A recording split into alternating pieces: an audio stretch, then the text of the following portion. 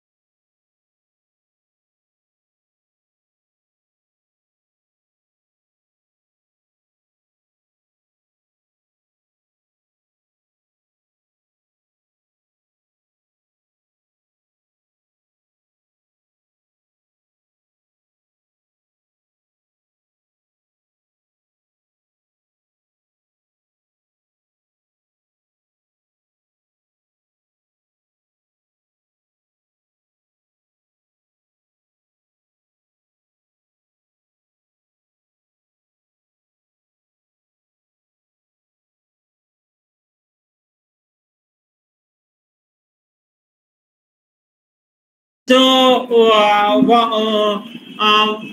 we learnt about MHC1, MHC2. So how are they related to T cell?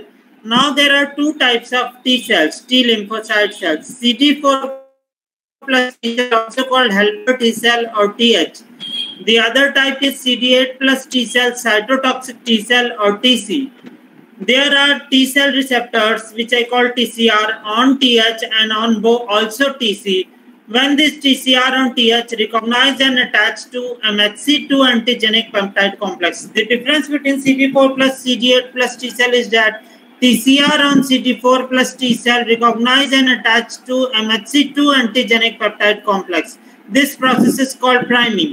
Whereas TCR on TC cell recognize and attach to MHC1 antigenic peptide complex.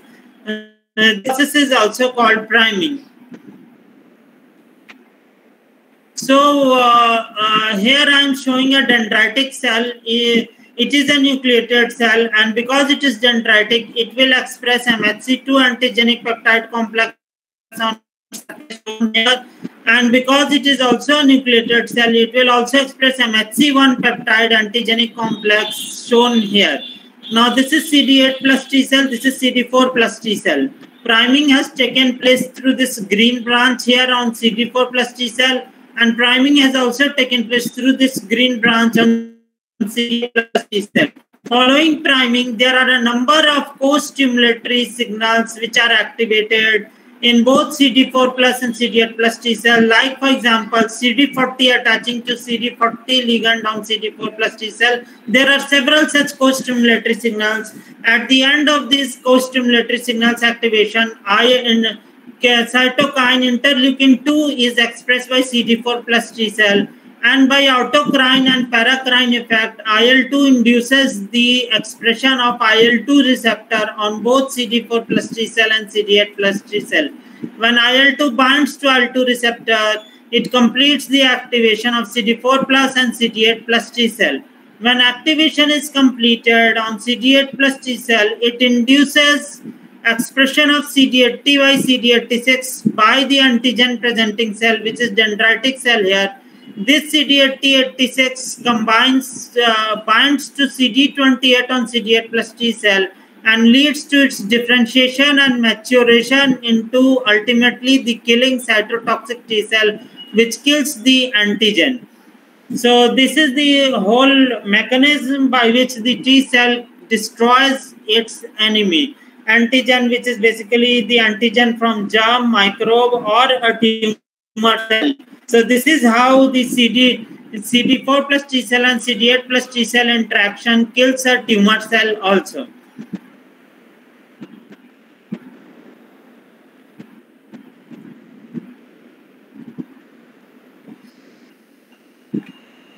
Now, I'll talk about some down regulation. Because if you remember initially I talked about MHC1 down regulation. This is what I'm focusing on in this talk.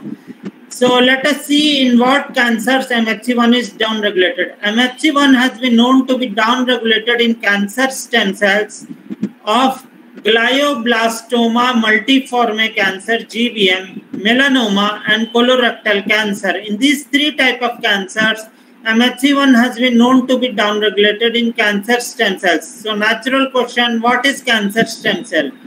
When adult stem cells and or multipotent progenitors, or in some cases terminally differentiated cells of a particular organ, accumulate multiple genetic mutations in multiple stages in a sequence spread over many years, they are transformed to cancer cells. These kindly take a note that these cancer stem cells have many characteristics common with adult stem cells. Like adult stem cells, they can self-renew, they are quiet, they are rare, and these cancer stem cells also confer chemotherapeutic resistance, radiation resistance to the cancer cells. MHC1 downregulation. We saw the MHC1 downregulation in cancer stem cells. Now we will see in full-blown cancer cells. What is the status of MHC1 downregulation? The MHC1 expression is known to be downregulated in tumors of several cancers and not merely cancer stem cells. Colorectal cancer, head and neck squamous cell carcinoma, HNSCC, biliary tract cancer, BTC, melanoma, pancreatic cancer, breast cancer, GBM, lung cancer, etc. This MHC1 downregulation has been linked with impaired immune attack against cancer cells. It is obvious then that low MHC1 expression is also linked with poor survival of cancer patients. It is obvious because of the role that MHC1 takes place in setting up immune attack against germs, bacteria, viruses, and tumors. It's obvious if MHC1 is downregulated, it will lead to impaired immune attack, and therefore it is poor survival of cancer patients. Now the available data that I have, in which we will study if MHC1 is not downregulated, does it still undergo immune attack? So the available data that I have is I have the data available on effect of MHC1 expression on overall survival of patients in tumors of colorectal cancer, head and neck squamous cell carcinoma, and biliary tract cancer. I have the available data with numbers of percentage overall survival with the period from treatment for these three types of cancers. I will analyze the results of Kaplan-Meier curves of overall survival or disease-specific survival in all the three. But however, I will consider only those Kaplan-Meier curves for which P is less than 0.05. For such low values of P, one is sure that alternative hypothesis is true and null hypothesis is invalid.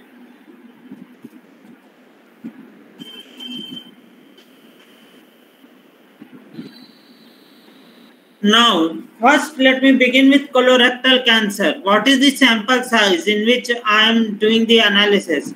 In a sample size of 455 colorectal cancer patients, 311 tumors showed high level of MHC1 expression, 32 tumors, only 32 tumors showed low level of MHC1 expression, and 112 had no MHC1 expression. So now look at this curve above, which I show here. It is a Kaplan-Meier curve of cumulative survival versus survival from operation months. There are three curves. One is for high MHC1 expression, second one is for no MHC1 expression, and the last one is for low MHC1 expression. All these three curves show a decay with time.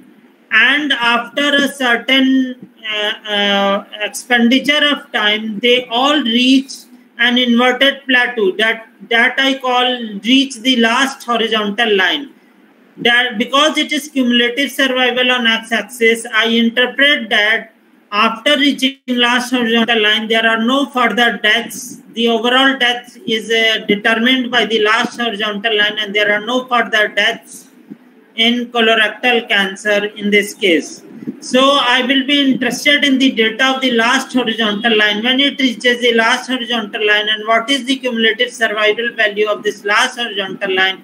From that cumulative survival value, I will calculate the overall death due to this cancer in all the three cases: high MHC1 expression, no MHC1 expression, and low MHC1 expression.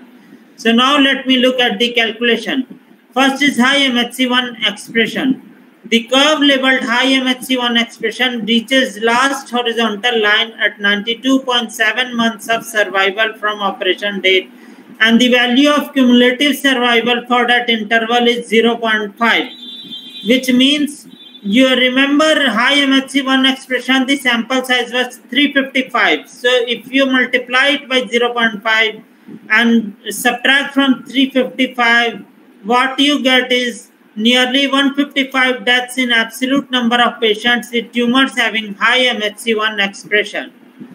So now death do occur. Important part here is that even in cancer cells having high MHC1 expression, deaths do occur, though they occur late, though they survive to a greater period of time, but deaths do occur. And this number 155, when compared absolutely, it is not an insignificant number, it is a significant number. Now let us look at the data of low MHC1 expression. The curve labeled low MHC1 expression reaches last horizontal line at 40 months of survival operation date. Note that because of low MHC1 expression, the survival month, the survival period has reduced, and the value of cumulative survival for that interval is 0.26, which means nearly 23 deaths in absolute number of patients with tumors having low MHC1 expression. If you remember, the sample size for low was 32. Out of 32, 23 have died. This is a big percentage. But in absolute number of deaths, there are only 23. Similarly, for zero MHC1 expression, the number of deaths is 65 deaths in absolute number of patients with tumors having no MHC1 expression. So final result, the percentage of deaths of colorectal cancer patients due to colorectal cancer alone with high level of MHC class 1 expression in tumor cells out of the total number of deaths of colorectal cancer patients due to colorectal cancer alone is 63.8. And mind it, this percentage is a very big number. And this forces us to think that we must not neglect even cases with high MHC1 expression. Even they need to be treated to allow them to survive. Now, head and neck squamous cell carcinoma is my next target. The sample size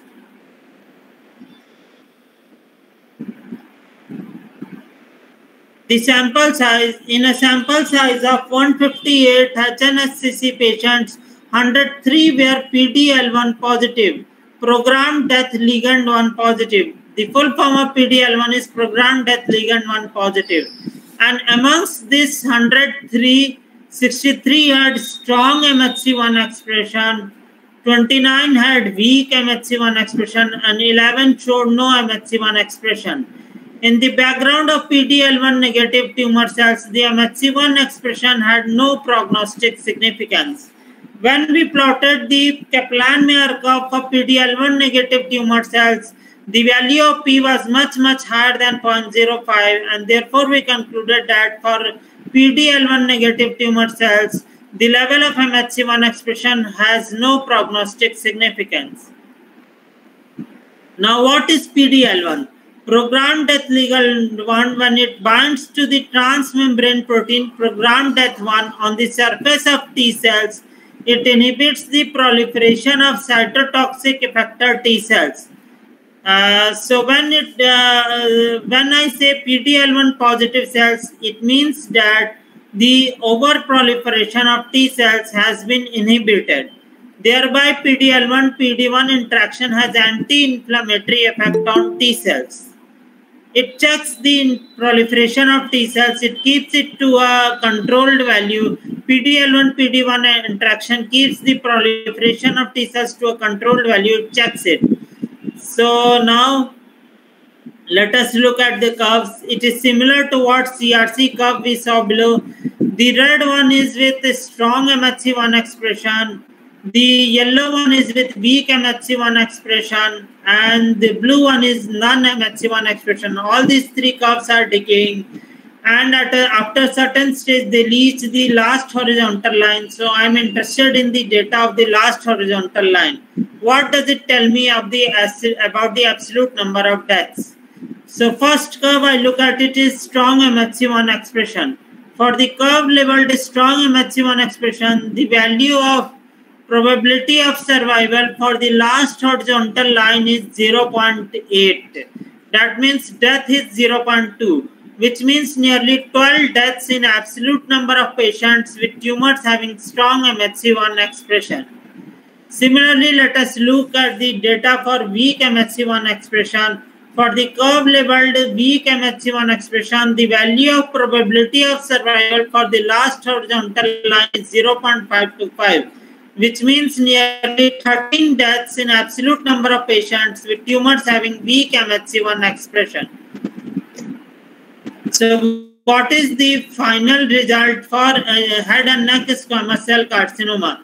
The percentage of deaths of head and neck squamous cell carcinoma patients due to HNSCC alone with a strong MHC class 1 expression in tumor cells out of the total number of deaths of HNSCC patients is 37.5, which still is not an insignificant number, and it is very close to the percentage of deaths with weak and MHC1 expression.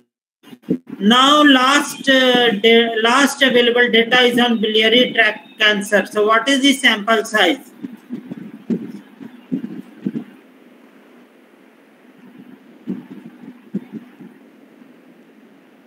So, what is the sample size? In a sample size of 302 biliary tract cancer patients, 157 had MHC1 antigen expression score 0 to 6 immunoreactive score, while 140 MHC1 antigen expression score 8 to 12 immunoreactive score.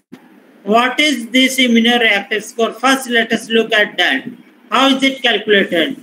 Immunoreactive score is calculated by score given to staining intensity score multiplied by the score given to percentage score.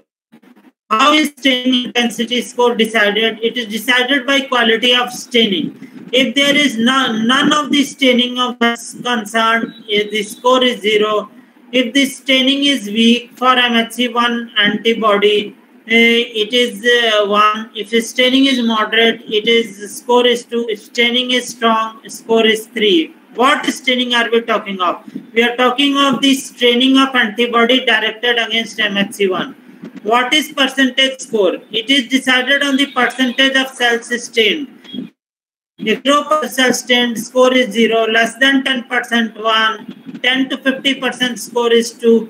51 to 80% score is 3. Greater than 80% score is 4.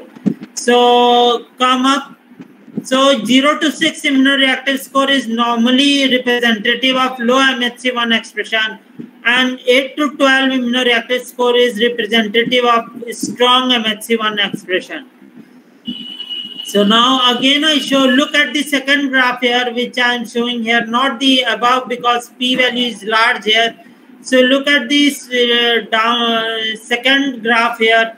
Here I am showing two curves. One is with the red line is with 8 to 12 immunoreactive score. Black or blue, dark blue line is with 0 to 6 immunoreactive score. So we do the similar analysis as we did earlier. First, we will see 8 to 12 immunoreactive score MHC1 expression. For the curve labeled 8 to 12 immunoreactive score MHC1 expression, the value of overall survival probability for the last horizontal line is 0.268, which means nearly 106 patients with tumors having 8 to 12 IRS MHC1 expression.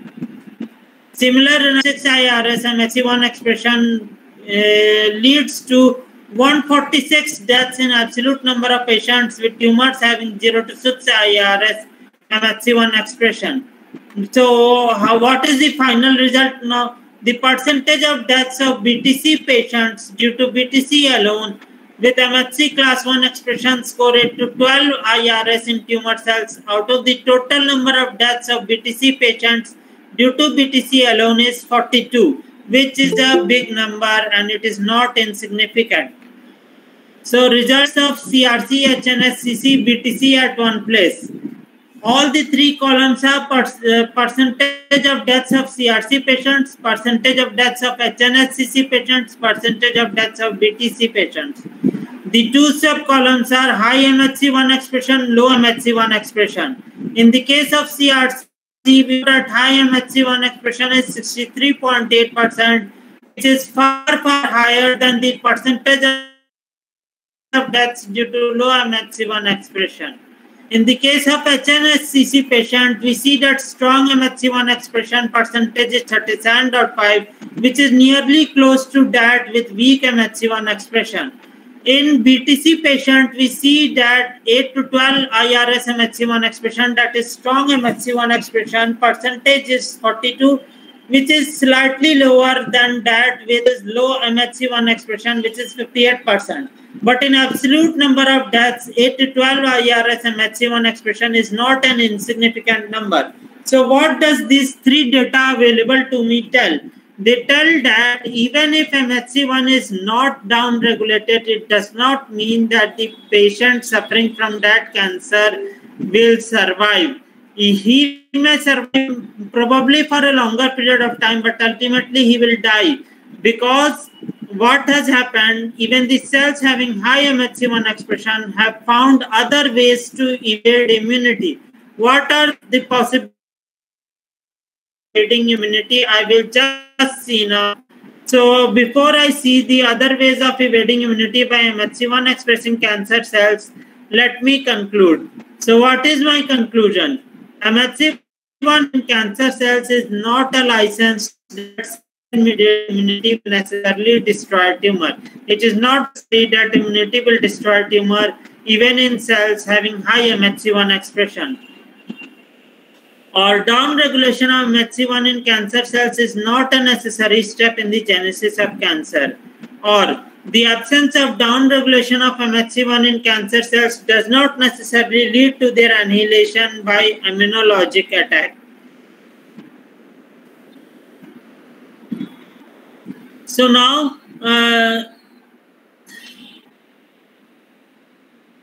let me look at possibilities of immune by tumor cells highly expressing MHC1.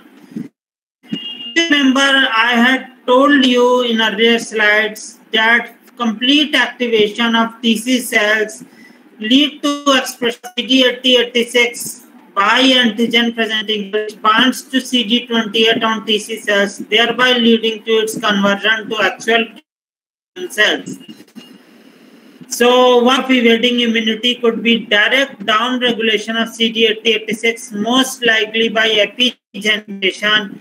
Epigenetic mutation leads to down regulation. It does not necessarily switch on or switch off the gene expression. In fact, CD8086 has to be absent in cancer stem cells of some cancer. This has been found experimentally that in cancer stem cells of some cancer, CD8086 is down-regulated. So this is one possibility. Another possibility also concerns CD8086, but in a direct way. Indirect down-regulation of CD8086 by interleukin-10. Interleukin-10 known to cause down-regulation of CD8086 in the antigen-presenting cell, which has primed TC with tumor antigens. High levels of IL-10 have been found in the serum of patients suffering from certain cancers. Even this too has certain evidence. The third possibility is clonal deletion of T cells in the thymus. What do I mean by this, and what is its background? The normal healthy cells of the human body also induce immune response by T cells through binding of the T cell receptor to a self-antigen peptide complex. However, such activated T cells against self-antigens are negatively selected, and annihilation of these T cells take place in the thymus. So what is its implication for cancer? Now, cancer stem cells share several of the properties of their counterpart non-mutated adult cells. So like their counterpart stem cells, it is expected that cancer stem cells too evade immune attack by clonal deletion of T cells in the thymus. This is just a hypothesis and it has not yet tried by any experimental or clinical study. So, what is possible? Down of MHC2. Now you will ask me how MHC2 down, because MHC2 is expressed by macrophage, dendritic cell and B cell. It is not in all of the cells. So if it is in cancer is in a normal cell like pancreas, kidney, lung, then how come down regulation of MHC2 will affect the? One of the hypotheses of the cellular origin of metastasis is that the inflamed tumor microenvironment causes metastasis. And how does it causes? It causes the transformation of hematic stem cells and or their lineages into metastatic cells. Alternatively, there is another hypothesis. The fusion of hematopoietic stem cells or their lineages, mostly macrophages, with tumor cells give rise to metastatic cells. The hematopoietic stem cells or their lineages which fuse with tumor cells, mostly they are macrophages. Then it is possible that this fused cell, MHC2 is down-regulated, thereby evading immune attack. So this may play, the down-regulation of MHC2 may play a role during metastasis, and it is highly likely that during metastasis, MHC2 is down-regulated. Now, last possibility is removal of the tumor antigens from cell surface so that they are not available for priming TC and initiate immune attack. So these are the 5 possibilities which highly expressing MHC1 cancer cells evade immune attack, and highly likely that even MHC1 expression evade immune attack in some of the patients, and these some of the patients are not a small number but a significant number, and we should not have death of patients due to highly expressing MHC1 cancer cells. So this is the end of my talk. Thank you. Any questions? I welcome any questions. Thank you, Dr. Pushpam, for the presentation you have given today. Thank you. So anyone having doubts or questions for Dr. Pushpam?